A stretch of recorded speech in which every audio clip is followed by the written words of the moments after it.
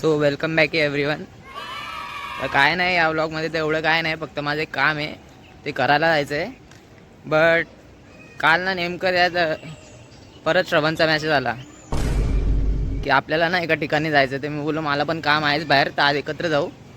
तर तो बोलला की माझं काम तर अंधेरीला आहे. तर मी बोललो चल मी येतो. आता बघू परत आपला हजाम मित्र आपल्याला भेटणार आहे, मग दोघं मिळून काहीतरी हजाम धंदे करू परत. बाकी काय नाही एवढंच. आणि बघू मला पण बघायचं आहे त्याचा वेल्लाचं, तेच केस जिथं कापायचा. बाकी काय नाही. कसं काय शिकलाय का नाही का फक्त समजू शकता तुम्ही. आता बघूच जाऊन कसा काय सीन आहे. भेटेलच तो आता स्टेशनला, तिथं भेटला तर एकत्र जातो. आता फक्त माझं पण काम होऊ दे, कारण की त्याच्या इथं लय टाईम लागतो अंधेरीला. एक तर जवळ पण नाही अंधेरी, माझं काम जवळपासच आहे. बट बोललो त्याला कोणी सोबत नव्हतं, बोललो एवढ्या लांब जातोस तर मी येतो सोबत बोललो तुझ्या. आता जाऊन बघतो कसा काय सीन आहे. तर मित्रांनो आता निघालेलो खरं, बट ना आता निघायच्या आधी ना मला एक फोटो दिसला, तो तुम्ही बघा.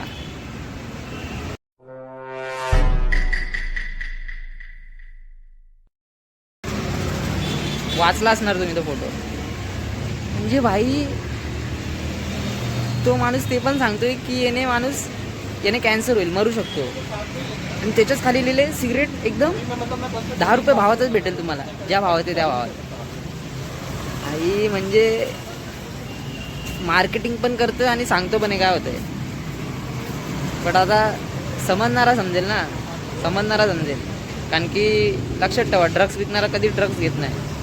तो फक्त विकायचं काम बरोबर करतो, घेत नाही तो कधीच. कारण की त्याला माहिती आहे ते घेतल्याने काय होईल. लक्षात ठेवा.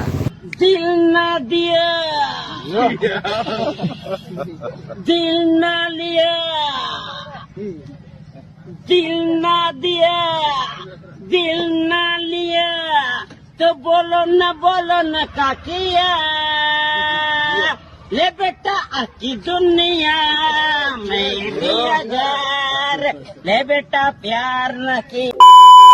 असं काही करू नका खाली पेली, चांगले राहा. तर आता आलाय श्रवण, भेटला आपल्याला आपला भाई. आता त्याचं थोडं बँकेत काम होतं ईस्टला बदलापूरमध्ये, ते झालंय. बट आता आम्हा दोघांना लय थकल्यासारखं वाटतंय, काय खाल्लं पिल्लं नाही म्हणून थोडा नाश्ता करतो. नाश्ता करून डायरेक्ट अंधेरीला. चिकन चिल्ली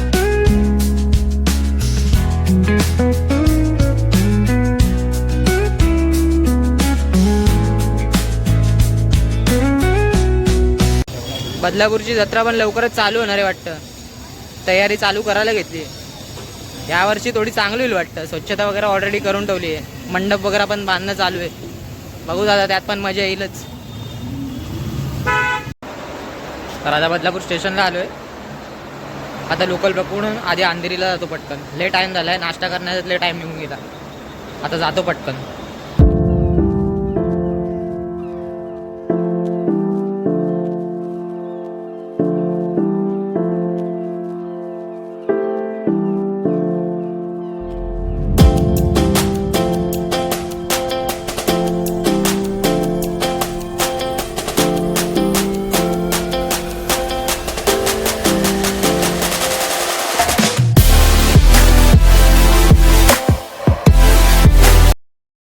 तर आता आलो आहे जिथं श्रवणला पोचत होतं.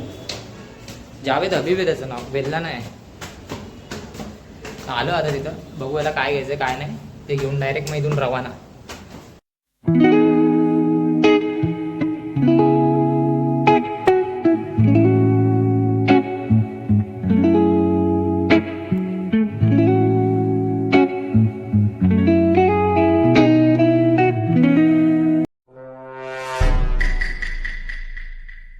तर आता शेवटी श्रवणच्या घरी आलो आहे, सर्व घेऊन वगैरे ट्रॅव्हलिंग वगैरे करून.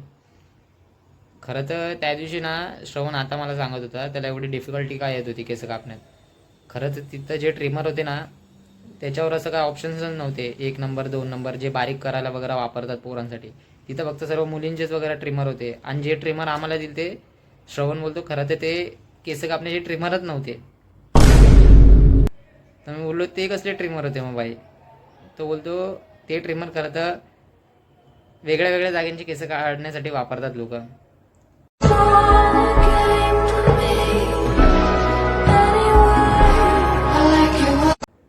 आता ते ऐकल्यानंतर तर मी 2 मिनटं शांतच बसलो. मी बोललो भाई जाऊ दे आता, कापले ते कापले, आता बोलू पण नाही शकत काय. तरी माझ्या मनात आलं तर त्या दिवशी ना डोकं लय खाजवत होतं.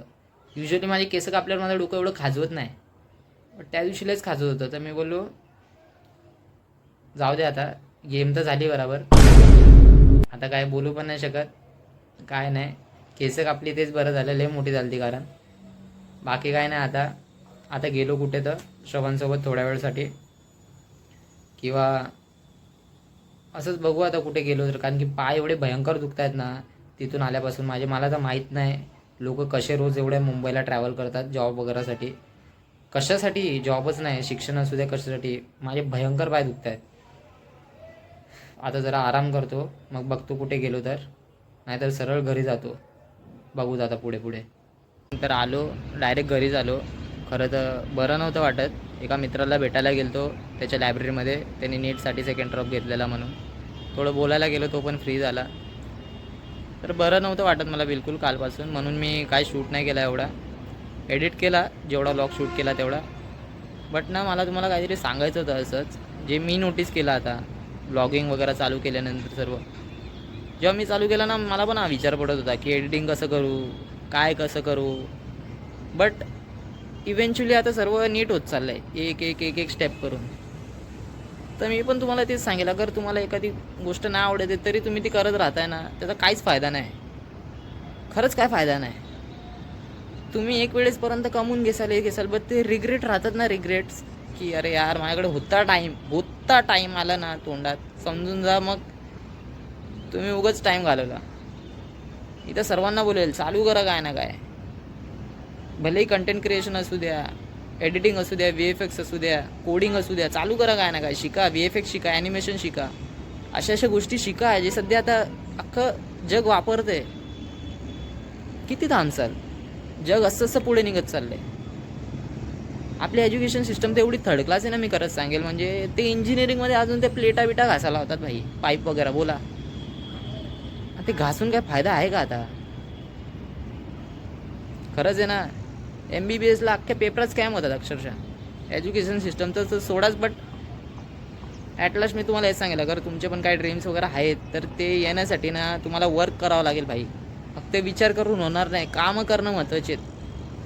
कामं करणं खूप महत्त्वाचे आहेत. आता मी असंच सहज होतात गोष्टी. आता व्लॉग शूट केला, रोज टाकतोय, लोक बघत आहेत, आणि मला जे बघतायत ना, मी तुम्हाला 100% सांगेल, तुम्हाला पण काय चालू करायचं बिंदास भाई करा. मला कमेंटमध्ये सांगा तुम्ही काय चालू करत असाल तर, मी येतो तुला सांगायला कसं काय करायचं आहे पुढे. कारण की जेव्हा तुम्ही असं काय ना काय नवीन चालू करसाल ना, लोक हसायला लागतात. खरंच हसतात.